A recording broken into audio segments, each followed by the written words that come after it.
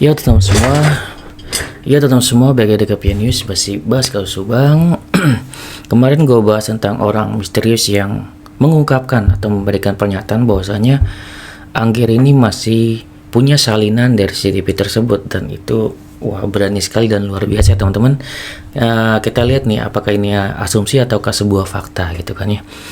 Dan selain mengungkapkan hal tersebut, orang tersebut juga mengungkapkan tentang OJ juga nih teman-teman. Makanya gue ada kecurigaan gitu, nih orang bener-bener ada hubungan dekat dengan kepolisian. Gue nggak tahu apakah beliau ini intel atau apa gitu kan ya. Sepertinya bener-bener informasinya gue nggak tahu ya Pak A1 atau kayak gimana.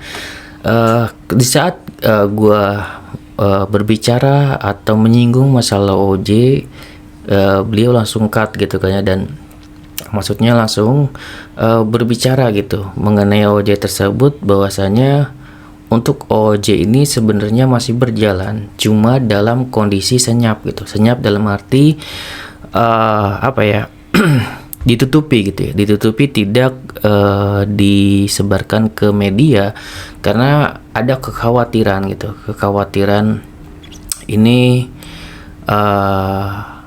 menjadi blunder gitu. Dalam arti kata, jika ini terlalu terbuka disampaikan ke masyarakat gitu kan ya, ini nanti para tersangka ini bisa membuat entah alibi entah seperti apa gitu kan ya, serangan-serangan ke penyidik gitu. Jadi penyidik ini posisinya senyap gitu ya. Dan beliau juga menyatakan untuk sistemnya sendiri sedikit berubah gitu ya. Namun ya itulah yang makin memperkuat gua untuk orang misterius ini ya, memang ada hubungannya gitu ya dengan Polda Jabar gitu, yang seperti orang dalam gitu ya, memiliki info banyak namun tidak bisa mengungkapkan banyak gitu ya.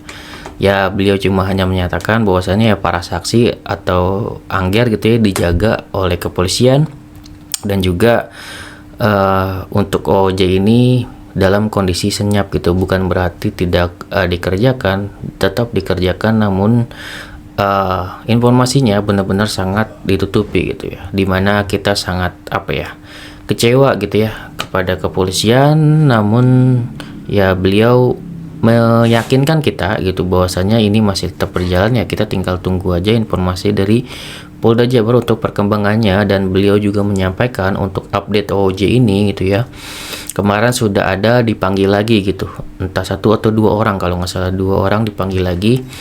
Gue nggak tahu nih apakah nanti akan ada tersangka baru untuk OJ, tapi kalau feeling gue nanti bakal ada tersangka baru, tentunya yang sangat berkaitan atau yang berhubungan dengan OJ ini gitu ya.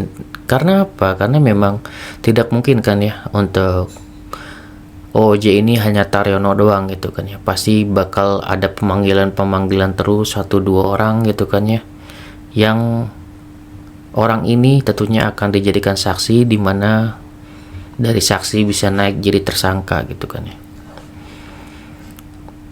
Karena ya seperti kita ketahui, Taryono ini sudah membuat kesalahan, dan masih ada Irlan, masih ada Uci dan segala macem anak buah dari Taryono gitu kan ya, yang jelas-jelas masuk ke TKP dan segala macem. Dan itu juga pasti ditelusuri ya oleh pihak kepolisian, seperti halnya Taryono aja ditelusuri gitu kan data rekeningnya, dan terbukti ya data rekeningnya itu setelah kasus Subang terjadi itu memang ada penambahan kekayaan daripada Taryono ini. Dan gue nggak tahu perkembangannya, apa sudah dibekukan atau enggak untuk rekeningnya. Ya gue berharap ya, semoga nanti mungkin di obrolan selanjutnya ya bersama Kisodo dan kawan-kawan ada informasi terbaru, dan mungkin nanti bisa mengundang narasumber juga seperti Pak Erdilau gitu kan ya. Kita minta untuk memberikan informasinya yang beliau tahu gitu kan ya, pengalaman beliau, dan kedepannya mungkin ya beliau ingin seperti apa gitu kan ya, apakah ingin tetap masuk ke dalam kasus Subang dengan titik yang berbeda gitu kan ya. Karena kan kita tidak tahu nih seperti apa beliau nanti akan masuk ke kasus Subang. Ya semoga secepatnya kita ngobrol lagi gitu ya di TikTok. Dan gue juga sebenarnya sih sama seperti teman-teman semua sebagai netizen biasa yang kalau misalkan gue menyimak di bawah pun dan tidak naik ke atas pun tidak masalah gitu. Karena di sini yang gue butuhkan ya tentunya bersama teman-teman semua untuk mendapatkan informasi gitu ya.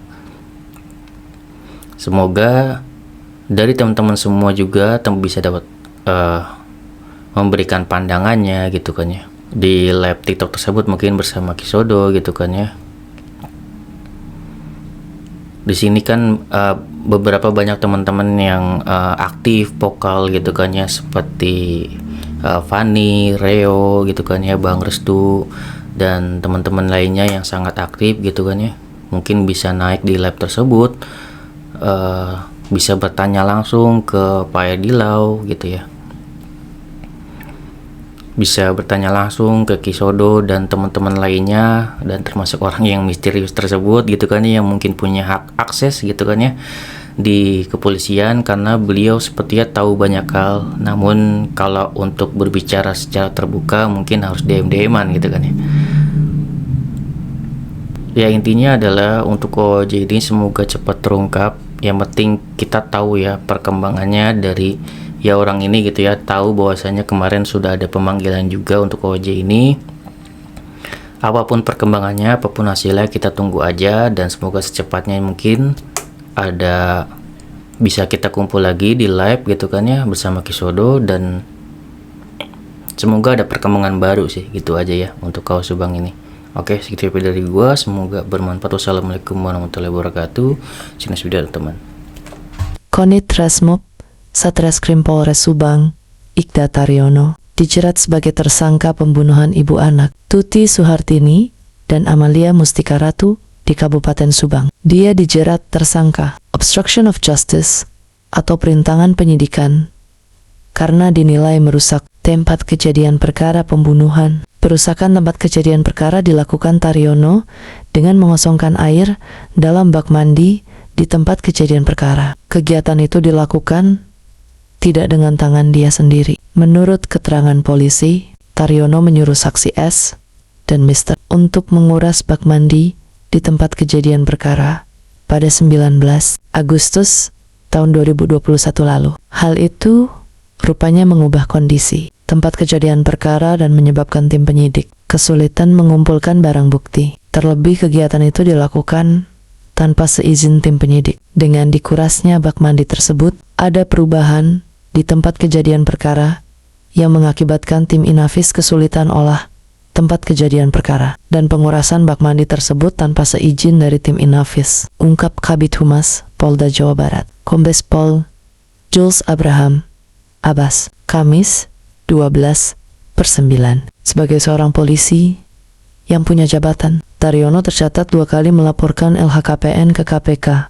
Dilihat di laman ILHKPN. Taryono 2 kali melaporkan harta kekayaan ke KPK dalam jabatannya sebagai Kanetik 1 Satreskrim Polres Subang. Pelaporan untuk tahun periodik 2020 dan ke 2021. Dalam laporan terakhirnya itu, Taryono melaporkan punya harta Rp ke 211.500.000.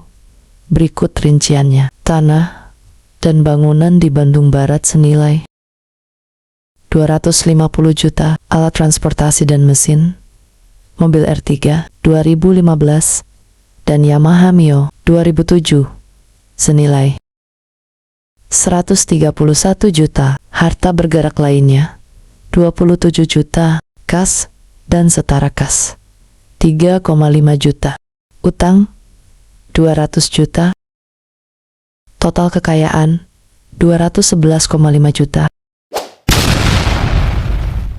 Harta kekayaan polisi inisial T melejit saat tangani kasus Subang. Harta kekayaan Taryono ternyata tambah puluhan juta saat kasus pembunuhan ibu dan anak di Subang. Kekayaannya mendadak tambah puluhan juta saat kasus Subang terjadi.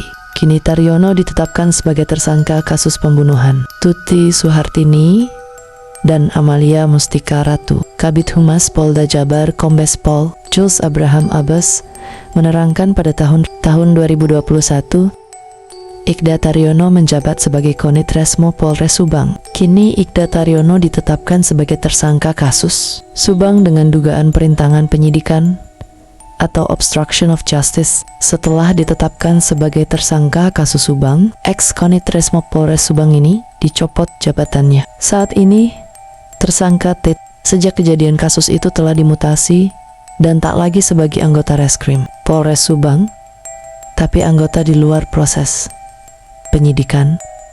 Katanya, dilihat dari laporan harta kekayaan penyelenggara negara LHKPN, kekayaan Iqda Taryono tambah puluhan juta dari tahun 2020 sampai 2021 atau ketika terjadinya kasus Sabank. Laporan tahun 2020, kekayaan Iqda Taryono sebesar 146 juta rupiah. Saat tahun 2021, harta Iqda Taryono menjadi 211,5 juta rupiah. Artinya, harta kekayaan Iqda Taryono bertambah 65.500.000. Pada tahun ke-2021, kekayaan Taryono mencakup tanah dan bangunan di kota Bandung dengan nilai rupiah 250 juta. Ia juga memiliki mobil Suzuki R3 dan motor Yamaha Mio dengan total kekayaan transportasi 131 juta. Pada harta bergerak awalnya berjumlah 15 juta rupiah, tapi tahun 2021 bertambah menjadi 27 juta rupiah.